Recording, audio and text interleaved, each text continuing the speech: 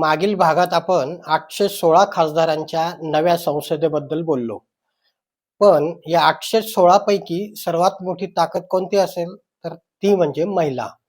2029 मध्ये भारताच्या संसदेत 273 महिला खासदार बसलेले असतील.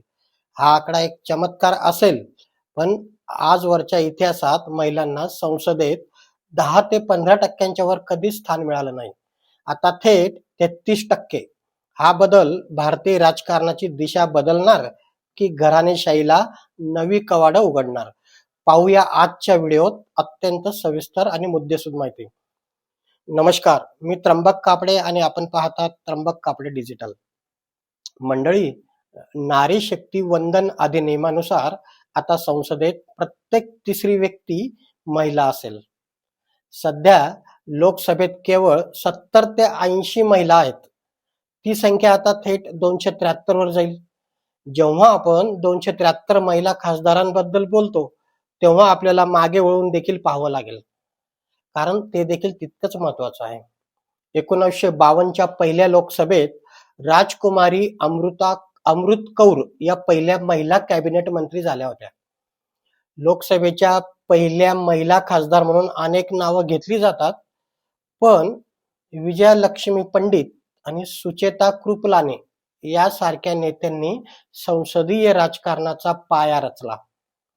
केवळ खासदारच नाही, तर देशाच्या सर्वोच्च पदांवरही महिलांनी आपली मोहर उमटवली आहे. आपल्या खानदेश कन्या प्रतिभाताई पाटील आणि आता द्रौपदी मुर्मू यांच्या रूपाने देशाला 2 महिला राष्ट्रपती मिळाल्या. इंदिरा गांधी यांनी पंतप्रधान म्हणून जगावर ठसा उमटवला. मीरा कुमारी आणि सुमित्रा महाजन यांनी लोकसभेचं अध्यक्षपद भूषवलं. याचाच अर्थ असा की जेव्हा जेव्हा महिलांना संधी मिळाली, तेव्हा त्यांनी आपलं कर्तृत्व सिद्ध केलं. आता हीच संधी गल्लीपासून दिल्लीपर्यंत तिसऱ्या मतदारसंघात असणार आहे. यापूर्वी हा आकडा हाताच्या बोटावर मोजण्या इतका होता. संसदीय राजकारणात जो आता 273 वर जाणार आहे. देशाच्या राजकारणात ही फार मोठी क्रांती ठरेल. म्हणजे काय, तर पुढील काळात धोरण निर्मितीमध्ये महिलांचा आवाज केवळ ऐकला जाणार नाही, तर तो निर्णायक असेल. महिलांचे प्रश्न, शिक्षण, आरोग्य आणि सुरक्षा यावर आता खऱ्या अर्थाने काम होईल अशी अपेक्षा करायला आपल्याला अजिबात हरकत नाही. पण प्रश्न असा आहे, या 273 महिला येतील कुठून? तर इथंच तर खरी गंमत आहे. ज्या क्षणी एखादा मतदारसंघ महिलांसाठी आरक्षित होतो, त्या क्षणी तिथल्या विद्यमान पुरुष खासदार बेरोजगार होतो. आता हे नेते काय करतील? आपली राजकीय सत्ता आपल्याच घरात राहावी म्हणून अनेक नेते आपल्या पत्नीला किंवा मुलीला किंवा सुनेला रिंगणात उतरवतील. देशाच्या राजकारणात घरातील महिलांना खासदार करण्याची परंपरा तशी जुनीच आहे. इंदिरा गांधी यांच्यानंतर आपण पाहिलं की त्यांची सून सोनिया गांधी, नात प्रियांका गांधी या राजकारणात आल्या. महाराष्ट्रात सुप्रिया सुळे, पूनम महाजन, प्रीतम मुंडे, रक्षा खडसे ही नावे आपल्याला घराण्यांचे वारसदार म्हणून घेता येतील किंवा कौटुंबिक वारसा पुढे यांनी नेला असंही म्हणता येईल. उत्तर भारतात डिंपल यादव असोत, दक्षिण भारतात कनिमोळी, तिथल्या नेत्यांनी देखील आपल्या घरातील महिलांना संधी दिली. आता 2029 मध्ये हे प्रमाण अधिक वाढेल, कारण जागांची संख्या वाढल्यामुळे घरातील महिला ही एक सेफ चॉईस मानली जाईल. आपण स्थानिक स्वराज्य संस्थांमध्ये बघितलं, सरपंच पती ही संकल्पना आपण त्यावेळेस पाहिली. आता कदाचित खासदार पती ही नवी संकल्पना 2029 मध्ये पाहायला मिळू शकते. काही मतदारसंघात असंही पाहायला मिळू शकतं, जर स्वतःची जागा महिला आरक्षित झाली तर पुरुष नेते शेजारच्या जनरल जागेवर दावा ठोकतील. यामुळे पक्षांतर्गत संघर्ष वाढेल. तो तर स्वाभाविक आहे. सर्वात मोठा प्रश्न मात्र हा निर्माण होईल की खरोखर तळागाळातील महिला कार्यकर्त्याला संधी मिळणार आहे का, की फक्त राजकीय वारसदार महिलाच संसदेत दिसतील?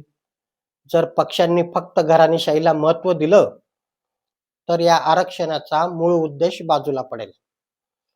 फक्त सकारात्मक बाजू एक अशी पुढे येऊ शकते की राजकारणात महिलांचा टक्का वाढल्यानंतर राजकीय लोकांची भाषा आणि संस्कृतीमध्ये सभ्यता येण्याची शक्यता आहे. मला असं वाटतं पुढील काळात ही संधी केवळ घराण्यांपुरती मर्यादित राहणार नाही. कारण मतदारांची वाढती जागरूकता, आता मतदार केवळ नाव बघून नाही तर काम बघून मतदान करतात. आजही ग्रामीण भागातील महिला कार्यकर्त्याही सोशल मीडियाच्या माध्यमातून स्वतःचं नेतृत्व सिद्ध करू लागले आहेत. अनेक पक्ष आता महिला कार्यकर्त्यांना संसदीय कामाचं प्रशिक्षण देऊ लागले आहेत.